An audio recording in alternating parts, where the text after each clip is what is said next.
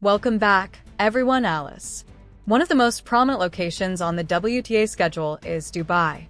Grand Slam winners, seasoned veterans, and the sort of opposition that eats up young players and spits them out before the second round make up this draw. A 20-year-old Filipino woman decided this was her time in the midst of everything. I really don't blame you if you've been sleeping with Alex Eala. It's tempting to delay before you totally commit since the tennis world moves quickly and breakthrough stories appear often. You can't wait much longer, however, given what transpired in Dubai this week. The data support the fact that this is the genuine deal. However, we must go back a bit before discussing what happened in the desert since, in a narrative like this, context is crucial. Alex just made her first significant remarks about the WTA circuit at a significant hardcourt tournament in the US. Furthermore, I don't mean a nice upset or a fortunate draw when I say statement. I'm referring to a run through a field full of Grand Slam winners that culminated in a semi-final appearance and her first ever appearance in the top 100. Overnight, that performance altered the discourse around her. Her name was formerly marked on prospect lists, but now opponents really didn't want to see her online. She was no longer a spectator. She was an issue. The problem with a breakthrough performance, however, is this. There is usually an asterisk attached. People want to know whether it really happened. Was it an isolated incident? Or is she really like this? Did she just get lucky in the correct week? Or was the level sustainable? Dubai gave a resounding response to that query. She entered the competition with a 42nd place global ranking. That is a respectable, well-deserved rating. The kind that lets you know someone is a part of this level. However, being 42nd also indicates that you are still outside of the true inner circle. Although you are well respected, you haven't yet pushed your way into the real elite's discourse. That was about to change. She faced one of the most knowledgeable players on the circuit at the moment, Olympic gold medalist and 6th seed Jasmine Paolini, in her first match. It's a real exam, not a gift or a gentle opening draw. She handled it boldly and neatly right away, and others began to take notice. Her second battle followed, and to be honest, it was an even more gripping tale. In straight sets, she defeated Veronika Medeva 7-5 and 6-4. Not only did the scoreline stand out, but so did the way she accomplished it. She didn't flinch as the strain began to rise and the score became tighter. She maintained her tactical acuity. She continued to execute while maintaining her composure. You cannot mimic that kind of composure under duress. It also doesn't just happen. It originates at work, in that exact manner. For the second time in her career, she advanced to the quarterfinals of a WTA 1000 tournament, and she deserved every point. Many individuals who hadn't been paying much attention to her were really startled by Alex's maturity when she addressed the audience and the cameras after her victory in the second round. She discussed the match's emotional ups and downs, how much weight each bullet carried, how there were times throughout each game when momentum might have suddenly changed in the other direction. However, she kept returning to the same word: calm. Have faith in her readiness. Have faith in her shots. The capacity to maintain composure throughout a close game. All you've achieved might be destroyed by one poor game. She wasn't talking about luck. She was discussing a way of thinking about competitiveness that she had obviously been cultivating for years, a methodical, professional approach. It was also visible on the court. She wasn't trying to win. She was using her own game and trying to win on her own terms. More than most people understand, that difference is important. This is when things start to get very crazy. Additionally, if you like a good numerical narrative, fasten your seatbelt. She was 42nd in the world when she arrived in Dubai. Her live rating rose with every victory, and when she earned a quarterfinal berth, the predictions that were released made everyone take notice. According to the live WTA rankings, Alex Eala moved up to number 32 in the world. This position will be formally validated on Monday. Give it a moment to settle. Not 42, not 42. 32 of the world's top 32 female tennis players. And she achieved it in a single event at the age of 20, with a predicted 15th-place ranking leap. At this level, 15 spots is no minor feat. The difference between being seeded at majors and not, as well as between receiving good draws and bad ones, is 15 slots at the top of women's tennis. In addition to being a danger that the team plans for, they nonetheless feel free to underestimate them. It's a huge jump, and she performed on one of the largest venues the circuit offers outside of a Grand Slam in just 1 week. She initially made it into the top 100 8 months ago. She is now 32 years old. I'm not sure what will catch your attention if that trajectory doesn't. The excitement in the crowd during Alex's performance was one thing that instantly stood out about Dubai when watching the footage. There were Filipino fans present. Actually showed up. There are flags everywhere. Every major point has noise. The fervent, almost tribal sort of support that makes a tennis match seem bigger than the game itself. Far from home, thousands of miles away, she seemed to be performing in Manila since a large portion of the stadium was behind her. You could see it meant a lot to her when she spoke about it later. A Filipina tennis pro prior to her first-round encounter at the Qatar Open in Doha, Alex Eala has officially entered the WTA Top 40. She said that the crowd's faith helped her get through the difficult times since their enthusiasm transformed intimate moments into something she could rely on rather than something that felt like pressure. However, she also made a very clear statement. Her attitude remains the same regardless of who is observing. She competes in the same manner whether she's playing in front of a crowd of thousands cheering on center court or slogging through a match on an empty outer court with just 3 spectators. She is really dedicated. She always fights until the very end. That cannot be manufactured. Either you have it or you don't. And it's evident in her. She has also been candid about the years before to all of this. Long periods of playing in private, winning games that no one saw, and honing her skills in relative secrecy. Because the moment has been real for her for a long time, that grind gave her a resilience that doesn't break down when it becomes serious. She just didn't yet have a following for it. The path would inevitably get more difficult, and it did.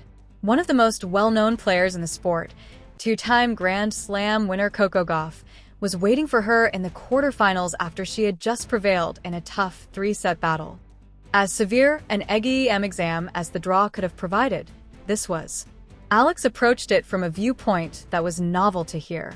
She used it as a teaching moment, an opportunity to assess her own performance by comparing herself to one of the top players on the circuit. She was aware of the stage. She wasn't acting that way. You could see all she had been working on all week when they finally played. The aggressive baseline play, tactical awareness, and shot tolerance during protracted, tiresome rallies. She really put some pressure on Gauff throughout the match, and her court savvy and daring nature caused serious issues for a champion. However, Gauff's steadiness and expertise proved to be too much in the end. In the quarterfinals, Alex lost. Losing is painful.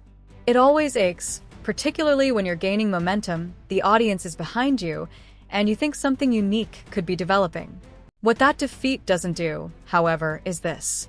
The week's narrative remains unchanged. In fact, it makes it sharper. In a WTA 1000 tournament, she went deep. To get there, she defeated players of the highest caliber. She forced a Grand Slam winner to earn her spot on the same court as her. She rose to the number 32 spot in the world throughout all of that.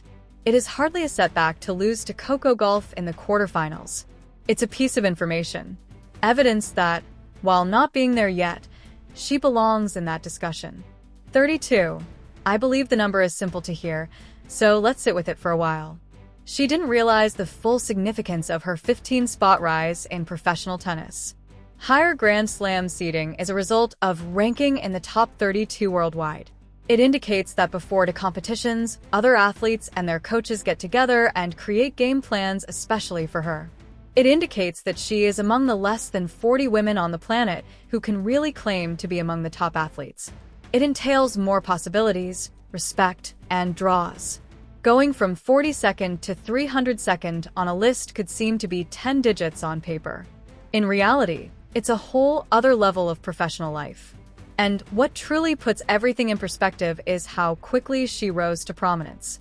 It took 8 months to enter the top 32 after breaking into the top 100. It's not a steady ascent. It's acceleration. The sort that only emerges when preparation, skill, and a competitive mindset all work together harmoniously. This tale goes beyond rankings, so I want to take a time. The spectator's experience is altered by representation at the highest levels of professional sports.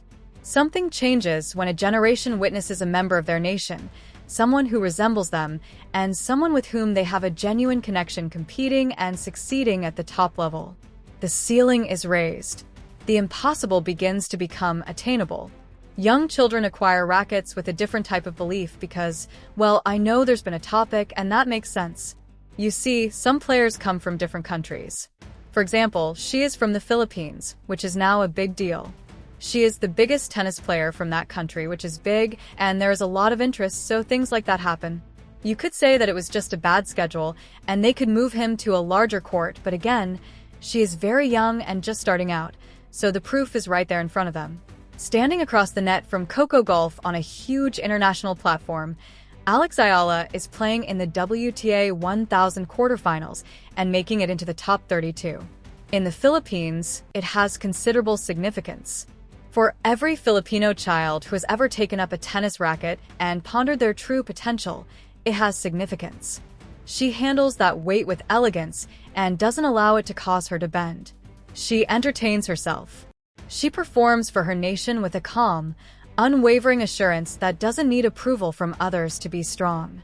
Her poise is one quality in Alexa that I find myself returning to. We've discussed how she speaks about her profession, how she handles significant events, and how she handles the entire thing, not just on the court. Many players would be floating after a week like Dubai. The huge victories, the audience, the publicity, and the ranking leap. It would be simple to be caught up in its wave. She didn't. With a calm sense of pride, she recognized the accomplishment, made a note of her areas for improvement, and looked forward. She is aware that rankings are subject to change. She is aware that a season is lengthy and uncertain. She doesn't see this as a final destination. She is handling it as if it were a signpost on a path she is still on. She is clear about where she is, where she wants to go, and what it will take to get there. No conceit, no overreaction. That is not common. That's the mindset that distinguishes players who have a single outstanding run from those who develop careers. Isn't it the question that the tennis community is now beginning to ask aloud? How much higher can she go if, after this week, she's ranked 32nd in the world? Because Dubai didn't seem like a pinnacle at all. It seemed to be a step. One more in a sequence of steps that continue to grow in size and speed. She is still working on her game. Her top-level experience is still growing. Whether she wins or loses, she adds something to every game she plays versus Gauff, Pauini, and the top players on the circuit. She is becoming more acute. She is becoming more at ease at significant events.